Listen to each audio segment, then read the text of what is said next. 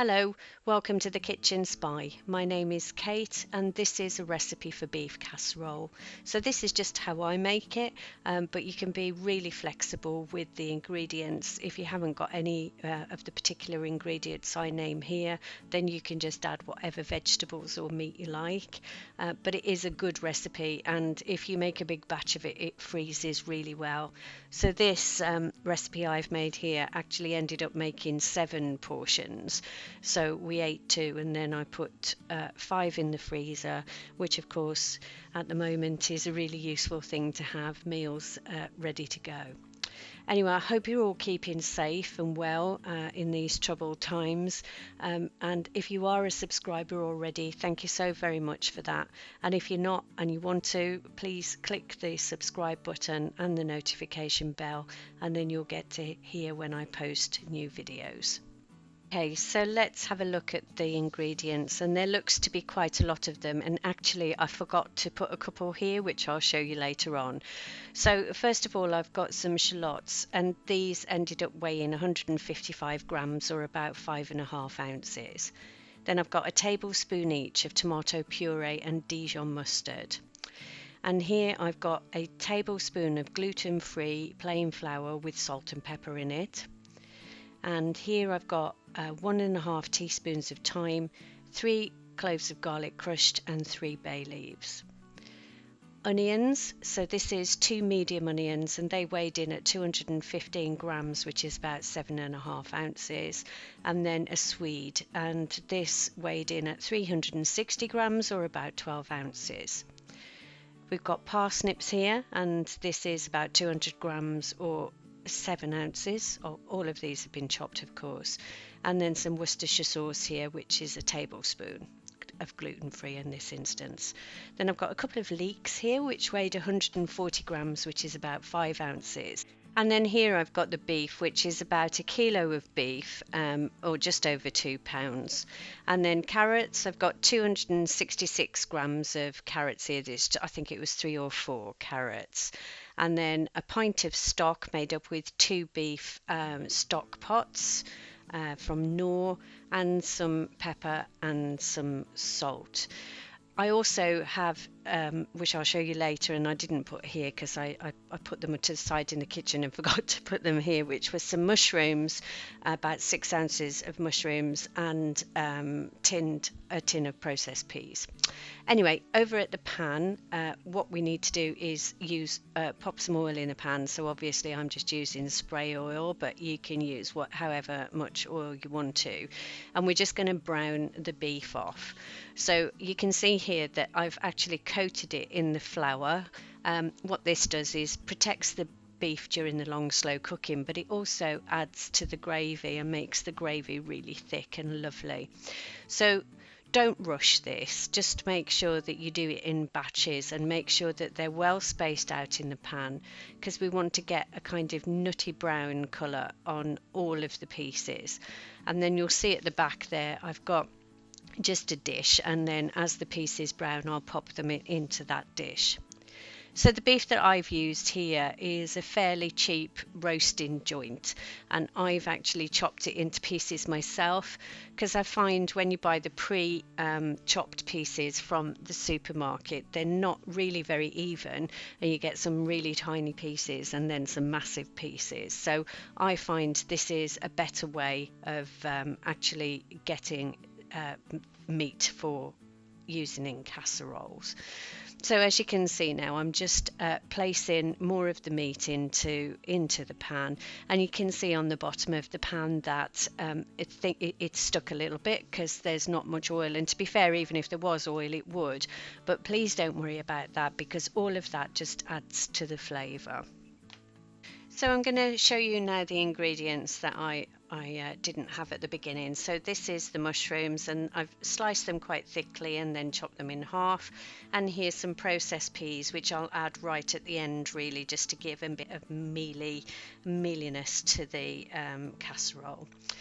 Then we want to go in with the onions once all of the beef is cooked through. So I've sprayed a few more sprays of oil, and then just add the onions in there, and we just want to make sure that they end up to be a nice golden brown, and just take as long as that takes to get to that point. And once you're there, then you can start to add the other things in. So here we've got the thyme, the bay leaves, and the garlic. And as I said earlier about the vegetables, it is the same with the flavour ingredients. If there's anything you don't particularly like, you don't have to add it in at all. But I find adding these extra flavours in just gives the whole finished dish a really nice kind of unctuous flavour, and you don't see the individual or feel or taste the individual items. They just all make a really lovely gravy. So now I'm popping in the mustard and the tomato puree and mixing that through the onion mixture. And because obviously we're adding a bit of moisture there, again we're getting even more stuff off the bottom of the pan. Then I'm just going to pop the shallots in. We don't need to brown these really, we just need to make sure that all of the things are combined in the pan, so that we're picking up all of the lovely flavours. Then we need to add the rest of the ingredients, so in any order really, but the order I kind of went here was the leeks. Just pop those in, and in between every addition just make sure we're stirring it through. So the next thing I'm going to add is carrots, and just again, this is getting repetitive, but you just put them in and just stir it all the way through. I really love casseroles. I can remember when I was a kid, if my mum made one, I just absolutely hated it. I thought it was the worst thing ever, but now I've grown up, I really love them. So there's the parsnips going in. Again, you can miss those off, and parsnips are actually quite high calorie as a vegetable, but I think they do add a really good flavour, so they're worth it. And then the swede, as much of any of these things as you want to. So again, just mix it all through. There is quite a lot of things in this actual casserole, so you definitely need quite a big pan with a lid on, because we're going to bake it in the oven, cook it in the oven rather. And then once we've got all of the vegetables in, all of the harder vegetables in, then we go back in with the meat and any juices that might have been in the pan, and give it a big old stir. And this is quite difficult because there's lots of individual things, and you want to make sure that they're all thoroughly combined. And then once you're comfortable you've got that, then we can go in with the stock. So I've got the stock pots here in this 1 pint of stock, but that's not going to be enough.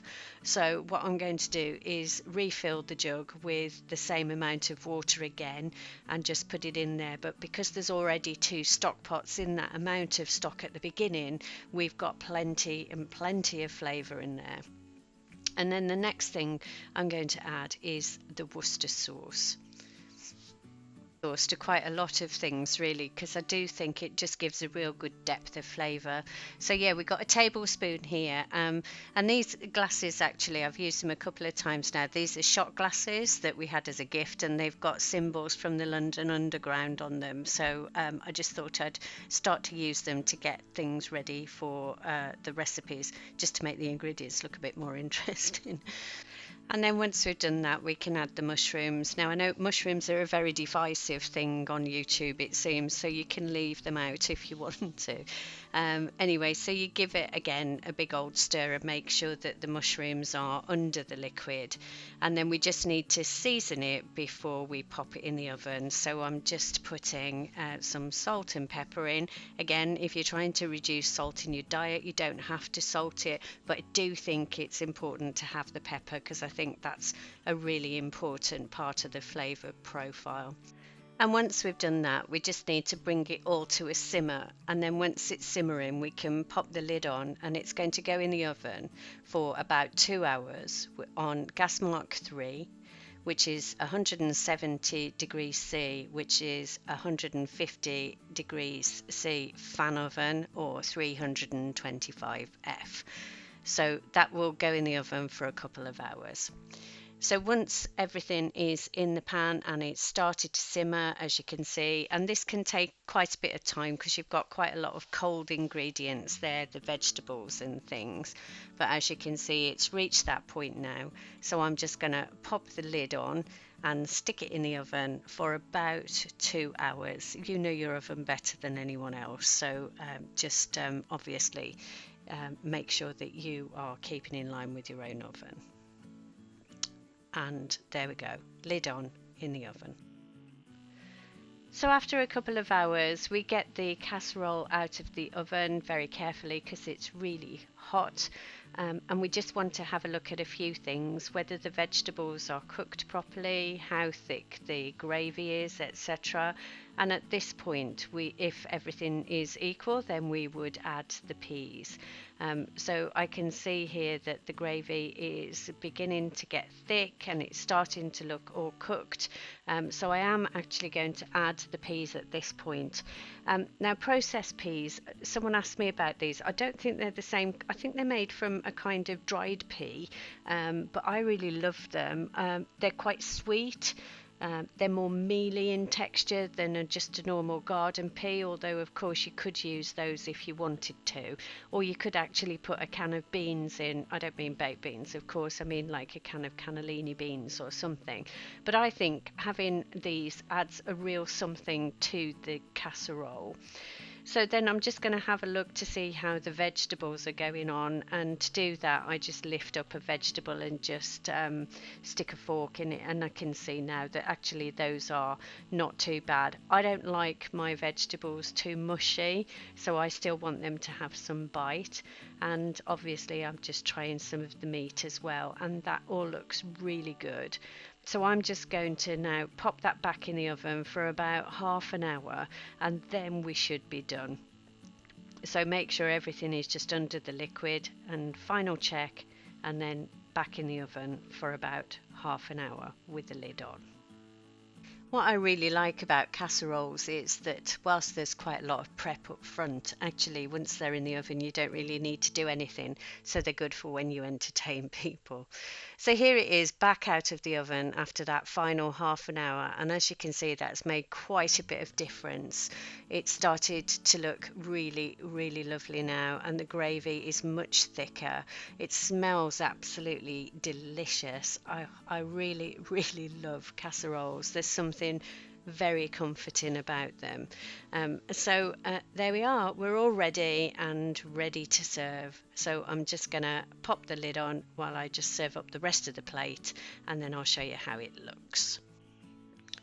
So here we are. So I've served it with sprouts, which is another thing I hated when I was a kid and I absolutely love now, and a dollop of mashed potato, and I've gone through that with some low-fat spread and also some low-fat creme fraiche. And so this entire plate of food is 605 calories.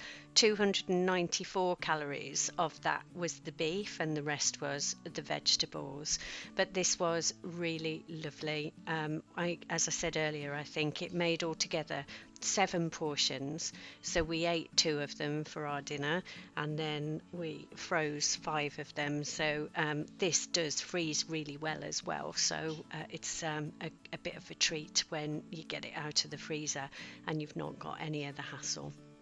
So there we are then, that's my version of beef casserole. As I say, it's a really flexible recipe. You can do whatever you want to it. You can make it with pork or chicken or any meat.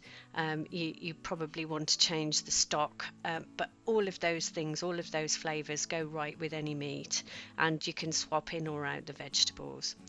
Anyway, I hope you've enjoyed watching the video, and if you have, give it a big thumbs up, and if you are a subscriber, as I said earlier, thank you so much. I really, really appreciate the support you guys give me, and I love the interactions we have in the comments. So anyway, you take care of yourself, stay safe out there, and I hope to see you soon. Thanks for watching. Bye bye.